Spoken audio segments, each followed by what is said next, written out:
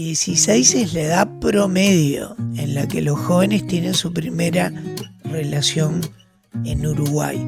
Así lo indicaba la cuarta encuesta nacional de adolescencia y juventud que se realizó en el 2018. Hay una próxima, todavía no tenemos los datos como para compartirlos, entonces las edades pueden cambiar un poco. Y esta cifra también es uno de los tantos motivos de por qué es tan importante hablar de sexualidad en esta etapa de la vida. Acompañar a los adolescentes en un espacio de confianza, seguridad, empatía, es esencial para que esos comienzos sean con respeto y cuidado. Soy Gustavo Rey y los invito a hablar con la educadora sexual Paola Muniz y la directora del Colegio Inglés Ailín Consolandich para poder dar ese primer paso. Dar el primer paso es un podcast del Colegio Inglés para brindar información de actualidad a familias de niños, niñas y adolescentes.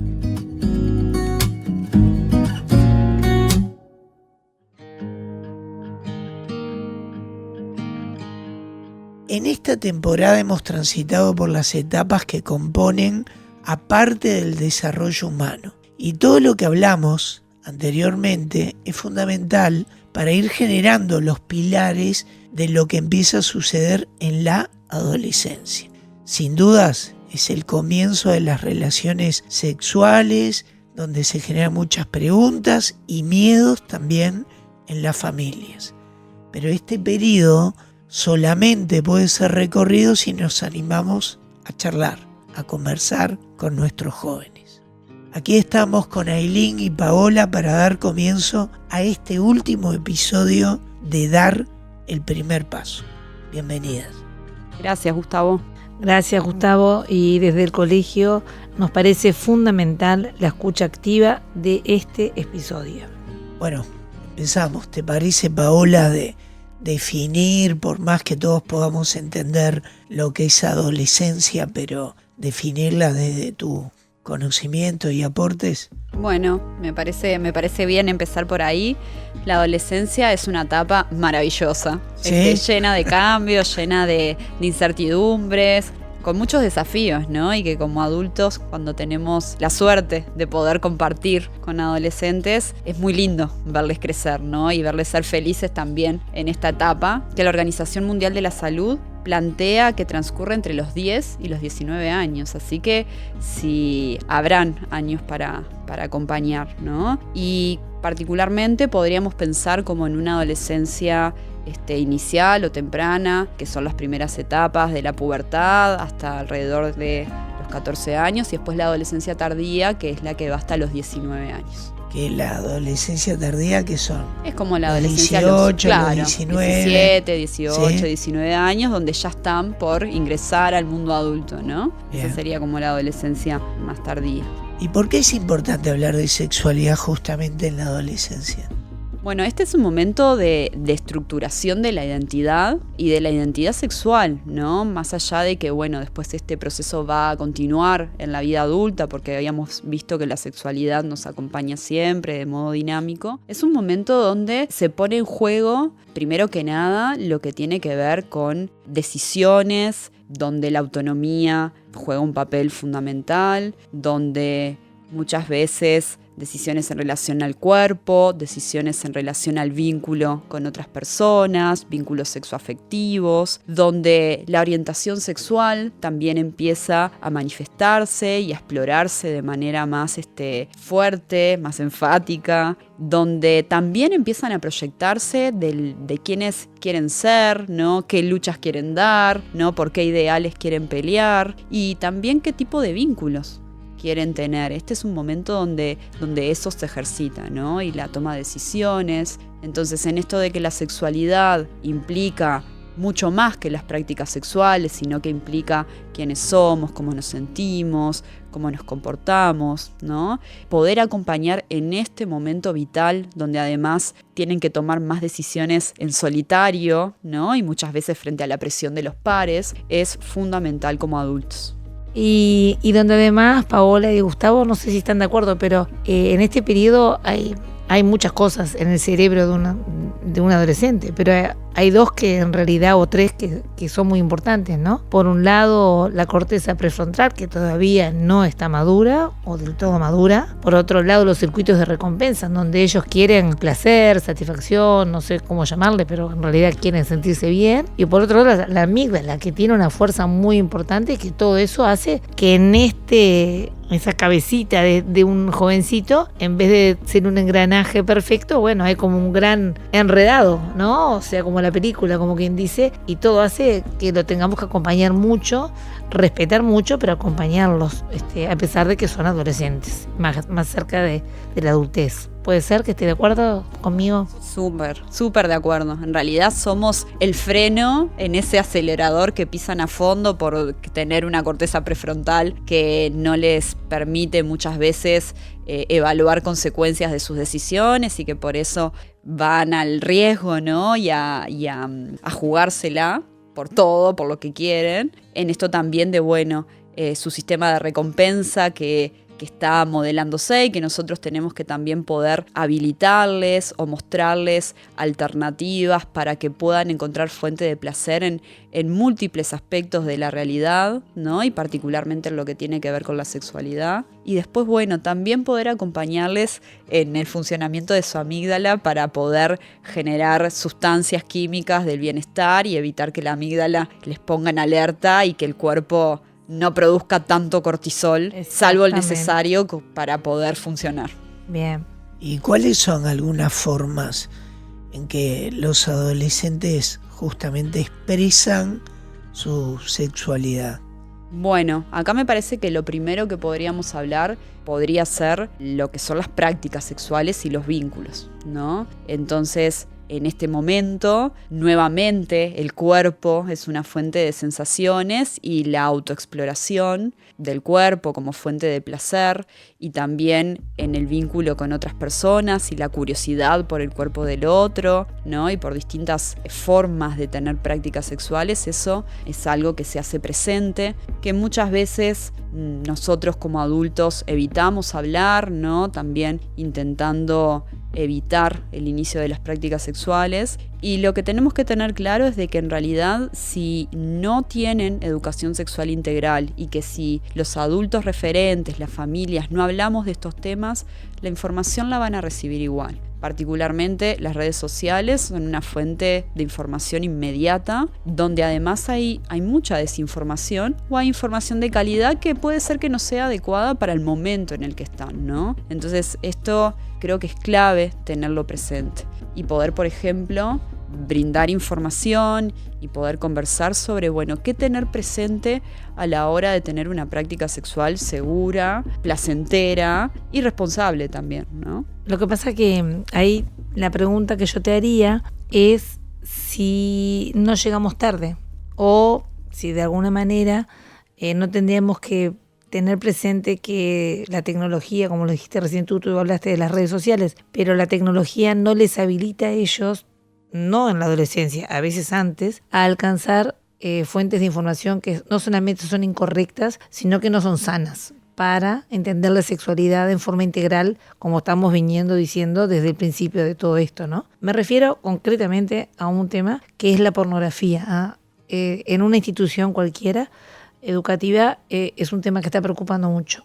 Y si vas a las gráficas, porque lo hemos hecho, es muy temprano que cuando ellos se encuentran, a veces ocasionalmente y a veces empieza a repetirse, porque decime tú, Paola, si es cierto, esto genera, la pornografía está estudiado, que genera una adicción, como otras, con una fuerte intensidad, y empieza a haber un tema de frustración, empieza a haber un tema de violencia, porque ya no es pornografía, sino que está también como unida a el concepto de violencia muchas veces, entonces no hay conceptos claros sobre lo que es la sexualidad bien entendida.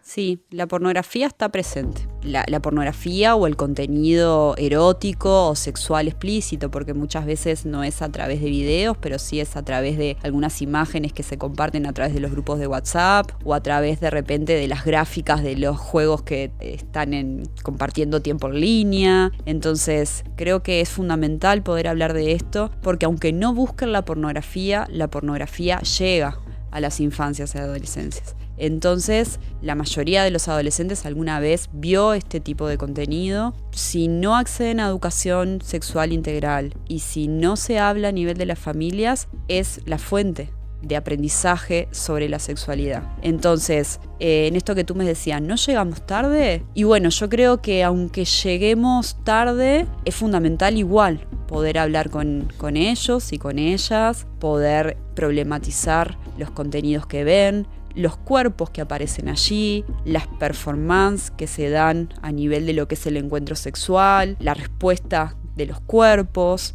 ¿no? Todo eso, poder brindar una apertura al diálogo, como sucede con las películas de terror, ¿no? Poderles explicar, bueno, esto no es lo que sucede en la realidad, primero que nada, porque la respuesta sexual no es ni rápida ni es inmediata.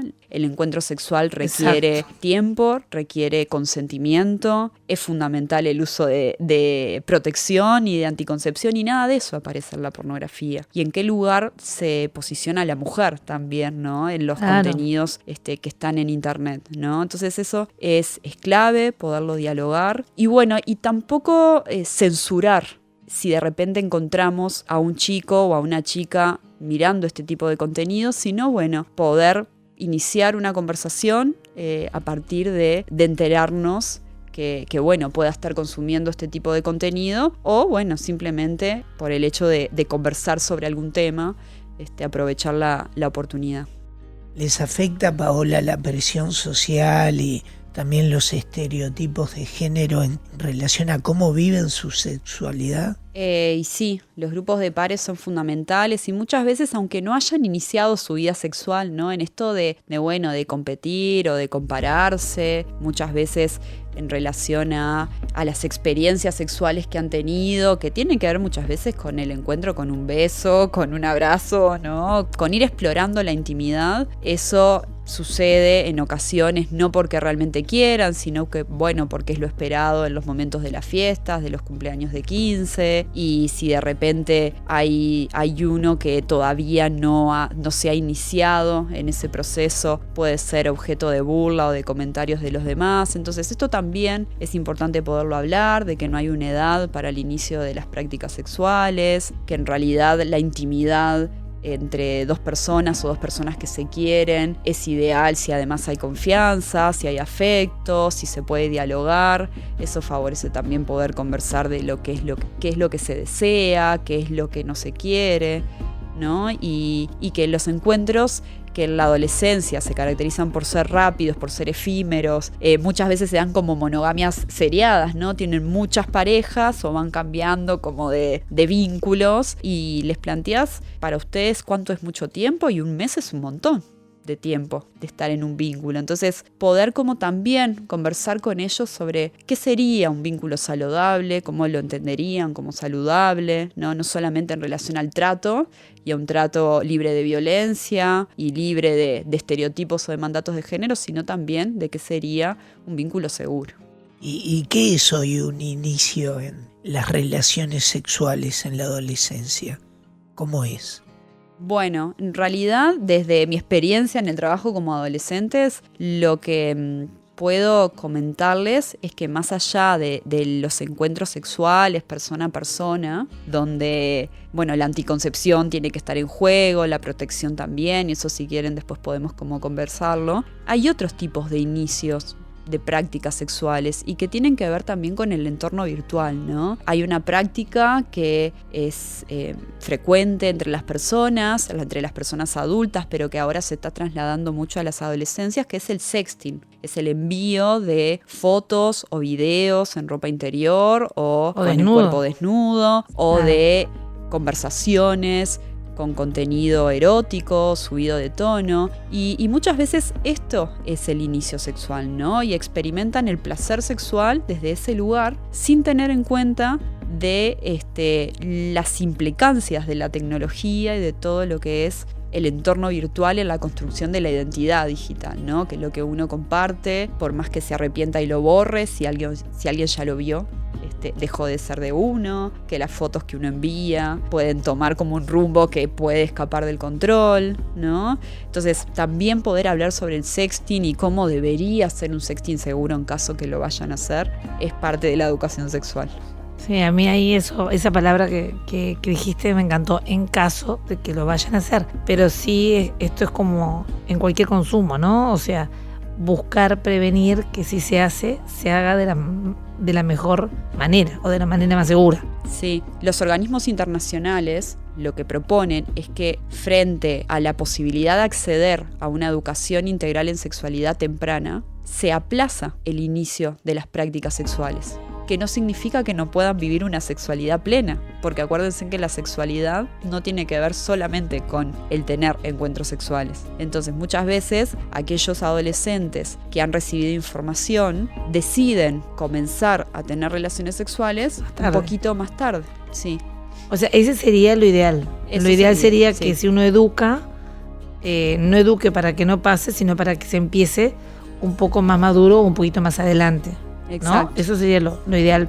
Bien. Con condiciones de seguridad y con condiciones que favorezcan una experiencia positiva, placentera, porque en definitiva la sexualidad tiene que ver con esto, con el bienestar y con la salud, ¿no? Entonces, si deciden iniciarse sexualmente, que sea una experiencia gratificante para las personas que participen, con consentimiento, que puedan disfrutar en el momento, pero que después no estén con miedo de las consecuencias que puedan tener que no sean las que desean, ¿no? Entonces todo eso hay que hablarlo, eso es fundamental y hay que trabajarlo a nivel educativo y a nivel de las familias. Bien. Paola, ¿y qué componentes o sugerencias podríamos hacer para acompañar el inicio de relaciones seguras en adolescentes? Bueno, ahí hay como varios temas que son fundamentales poder abordar, ¿no? Primero, pensar en la protección frente a infecciones de transmisión sexual, ¿no? Como sífilis, VIH, gonorrea. Entonces, poder recibir un asesoramiento adecuado sobre la elección de métodos de barrera como el preservativo, aprender a usarlo,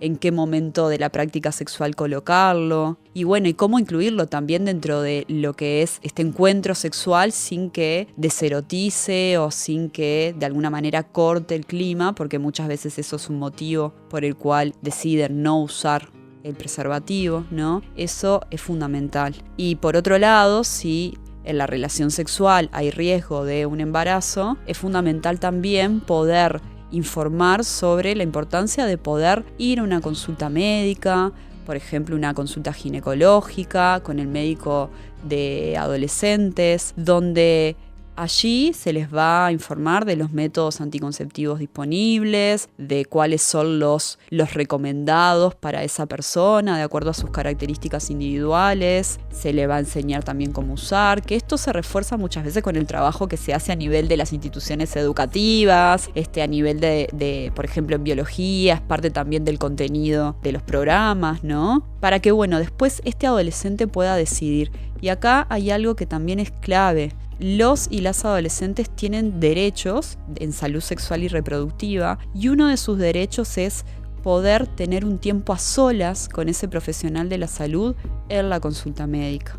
Existe una ley, que es la ley 18.426, que es la ley en salud sexual y reproductiva, que menciona un concepto que es importante, que es el de la autonomía progresiva. Los adolescentes son valorados por el equipo médico en su capacidad de tomar decisiones. Entonces, esto es fundamental. Muchas veces en las familias, los papás y las mamás pueden tener algo de temor por esto, por lo que pueda pasar en la consulta médica cuando están a solas, pero a veces es el momento donde se animan a preguntar realmente dudas que de repente adelante de mamá y papá no se animan, donde se animan a poder plantear también algunas situaciones en relación a vínculos que a veces no son saludables. Entonces, por eso es fundamental poder confiar también en los profesionales de la salud y en los profesionales de la educación, que simplemente lo que vamos a hacer es orientar a estos adolescentes a que tomen las mejores decisiones. y si además se puede hacer alianza con la familia, eso sería algo como fundamental. Y bueno, después también poder hablar de la importancia del consentimiento, de que el consentimiento es específico, es decir, que se consiente, por ejemplo, a tener una cita, a salir de repente a tomar unos mates o a ir a merendar, pero no estoy consintiendo a tener un encuentro sexual, que es reversible. Imagínense una pareja de chiquilines que, bueno, acuerdan encontrarse, tener relaciones sexuales porque ya llevan un tiempo de novios y en el momento se arrepiente uno de ellos. Bueno, es su derecho que se respete su cambio de opinión, que tiene que ser consciente, que tiene que ser libre de manipulación, libre de coerción. Eso también hay que poderlo hablar para poder acompañar una práctica sexual o un inicio de prácticas sexuales seguras. Es un cambio de paradigma increíble, ¿no? Que tiene que ir dándose poco a poco y con mucha fuerza en la capacitación y formación de los chiquilines. Me parece que hay un cambio enorme entre lo que pasaba hace muchos años y lo que estamos pidiendo ahora, y que es súper sano. Súper sano, hay que fortalecerlos mucho, creo, ¿no? Lo que estás planteando es súper interesante. Igual a mí se me complica cuando pensamos en qué pasa con esto que estamos planteando en los vínculos cuando se da a través de redes sociales, por ejemplo, o de distintos medios de tecnología, ¿no? Que ahí todo esto del mirarse, el decir que estás planteando tu consentimiento, cambia, me parece que cambia un poquitito, porque ya no existe esto directamente, sino que a veces se encuentran con alguien que ni siquiera conocen. ¿Qué dirías con respecto a eso? Bueno, en realidad, primero, como dar la noticia que es esperable que en las redes sociales la mayoría de los adolescentes tengan contactos que no los conocen realmente o que los conocen a través de otro vínculo, de un amigo, por ejemplo. Eso sucede, mal que nos pese. Entonces, bueno, poder también conversar de la importancia de construir un vínculo, ¿no? De construir un vínculo en base a la confianza, al diálogo, al tiempo, ¿no? Que de repente, bueno, pensándolo en las adolescencias y en estos tiempos que muchas veces lo inmediato tiene mucho valor, poder hablar justamente de la importancia de que todo tiene su momento. Y que si yo me doy el espacio para poder establecer el contacto con una persona, poderla realmente conocer, probablemente esté en una situación de mayor seguridad a que si de repente acuerdo encontrarme con alguien y conocer, tener como una cita ciega, si se quiere. Más allá de eso, siempre es importante también esto de poder sugerir que cuando se va a dar un encuentro con alguien que no conozco, que conozco a través de redes sociales, bueno, que sea en un espacio público, abierto, donde hayan otras personas, donde se pueda pedir ayuda,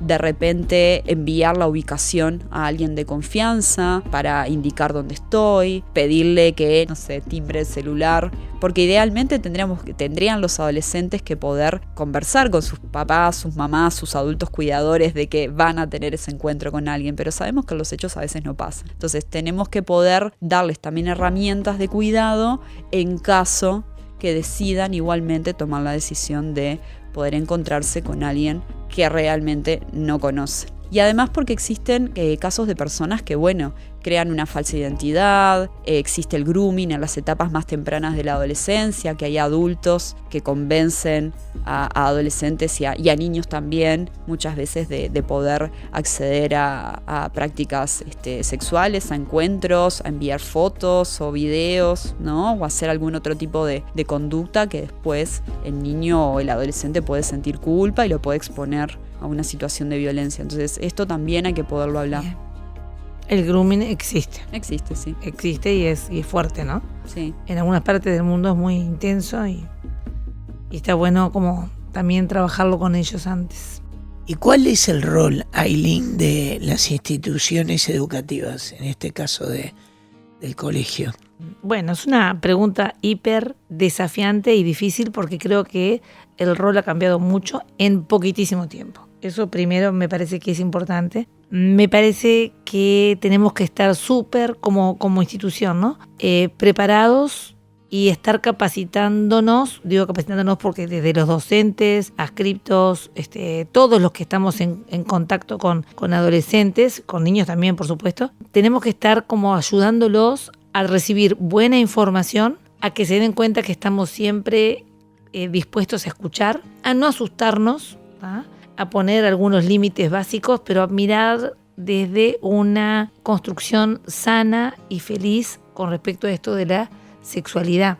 ¿Y por qué surge esta idea de este podcast? Que creo que es re importante plantearlo así, porque queremos ayudar a que las vivencias de sexualidad de estos chiquilines sean las mejores posibles, y en este sentido las familias juegan un rol fundamental. Entonces ayudarlos como padres a que estén siempre presentes, a que escuchen, a que no se asusten tampoco, porque me parece que si como papás les damos la imagen de que, bueno, ante una situación que pasa en casa o que vemos en el teléfono o que sucede, generamos pánico, generamos una crisis enorme, ellos en vez de acercarse a nosotros van a, como papás digo, van a de alguna manera marcar distancia, y eso es lo que más queremos trabajar junto a los papás, o sea, de alguna manera hacer un equipo. Obviamente que los primeros en estar ayudándolos tienen que ser la familia, pero si estamos ayudándonos y de alguna manera poniendo hombro con hombro en esto que es tan difícil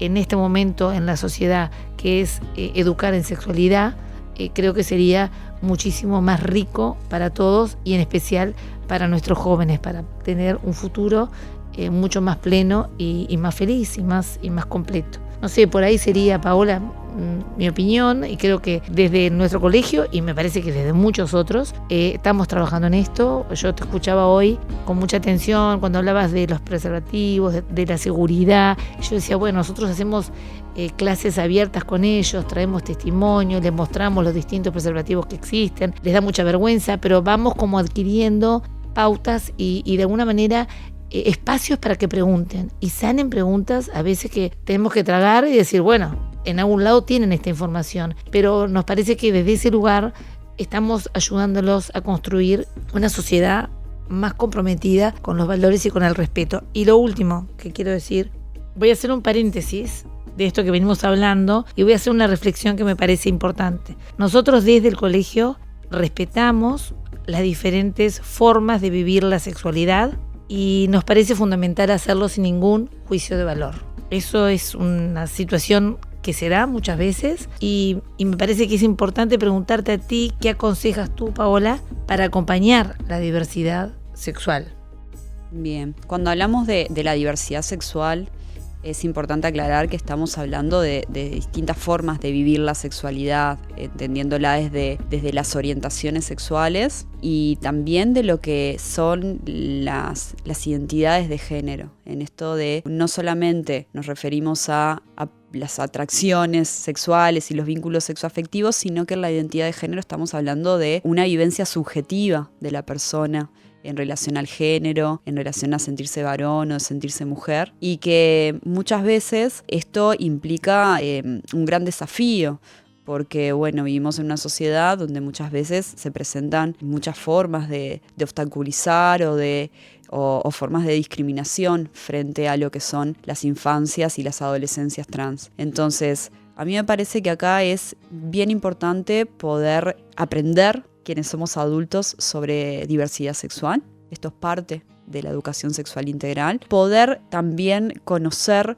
la existencia de una ley que en Uruguay tenemos y que ampara a las personas trans, que es la Ley Integral para Personas Trans, que en su primer artículo menciona de que todas las personas tienen el derecho a ser tratadas y a vivir de acuerdo a su identidad de género. Por lo tanto, cuando un adolescente nos manifiesta que en realidad es un adolescente trans que no se siente varón más allá de haber nacido con pene y con testículos, desde ese momento que nos pide que lo llamemos por su nombre social, es su derecho que así sea, porque también en esta ley, en el artículo 15 y 16, se menciona la importancia de la protección a las trayectorias educativas.